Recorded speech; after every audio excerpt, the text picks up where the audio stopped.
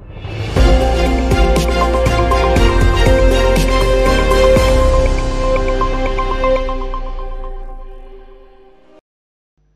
कामगार आयुक्त नागपूर कार्यालयामार्फत तिरोडा अदानी वीज केंद्रातील कंत्राटी कामगारांच्या न्यायिक मागण्यांवर बैठकीचे आयोजन करण्यात आले होते। महाराष्ट्र राज्य वीज निर्मिती रोजंदारी मजदूर सेनेद्वारा तिरोडा अदानी वीज केंद्रातील कंत्राटी कामगारांमुळे वेतनात 19% वाढ, विविध भत्त्यांचा पगार, किमान वेतन, उपदान व निवेदनातील एकूण 21 मागण्यांवर अपर कामगार आयुक्त कार्यालयात तिरोडा अदानी वीज निर्मिती व्यवस्थापनाने मागण्या मान्य न केल्याने तिरोडा अदानी वीज निर्मिती प्रकल्पासमोर काम बंद आंदोलन व आमरण उपोषण सुरू करण्यात आलेले आहे। जोपर्यंत मागण्या पूर्ण होणार नाही तोपर्यंत काम बंद आंदोलन मागे घेणार नाही, असा इशारा कंत्राटी कामगारांनी दिलेला आहे।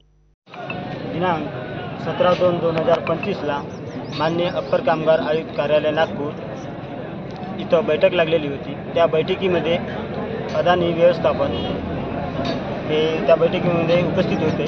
त्या बैठकीमध्ये अदानी व्यवस्थापनाने 1 महिन्याची वेळ मागितलेली होती।